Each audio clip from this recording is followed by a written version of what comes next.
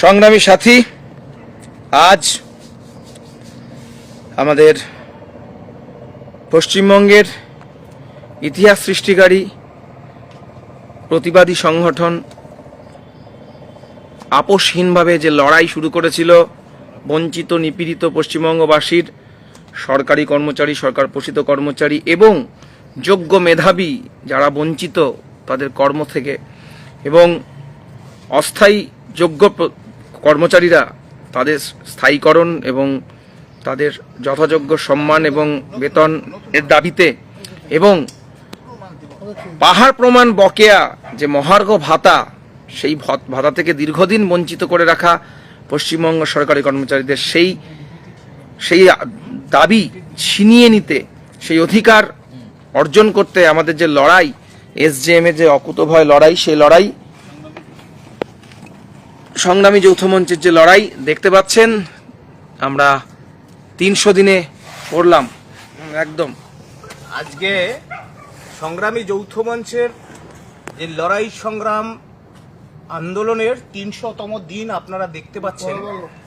এ রাজ্যের সংগ্রামী সাথীদের, সরকারি কর্মচারী, শিক্ষকদের সকলকেই প্রথমে সংগ্রামী অভিনন্দন জানাই। আপনাদের সকলকে আহ্বান করছি, আমরা সংগ্রামী যৌথ মঞ্চ 300 দিনেরও বেশি সময় ধরে শহীদ মিনারে পড়ে আছি শুধু এ রাজ্যের অধিকার বঞ্চিত সরকারি কর্মচারী শিক্ষকদের এআইসিপিআই অনুযায়ী মহার্ঘ ভাতার দাবিতে। এবং আপনারা জানেন, রাজ্য সরকারের বিভিন্ন প্রতিষ্ঠানে, সরকারি প্রতিষ্ঠানে প্রায় 6 লক্ষ শূন্য পদ রয়েছে। সেই শূন্য পদগুলোই স্বচ্ছ এবং স্থায়ী নিয়োগের দাবিতে আমরা এই রাজ্য সরকারের বিরুদ্ধে আপোষহীন লড়াই সংগ্রাম গণ আন্দোলন গড়ে তুলেছি এবং গড়ে তুলছি আগামী দিনে।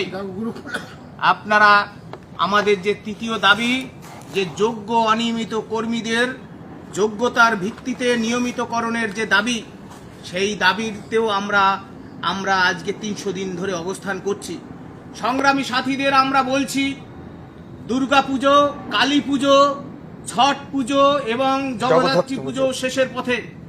আগামী দিনে কিন্তু মহরম সব পার করেছি আমরা সমস্ত পুজো পার্বণ, সমস্ত মহরম কিন্তু আমরা এই বিনিদ্র রজনী, এই মশার কামড়, রোদ বৃষ্টি ঝড় সমস্ত কিন্তু উপেক্ষা করে আমরা এই শহীদ মিনারকে বুকে আগলে রেখেছি।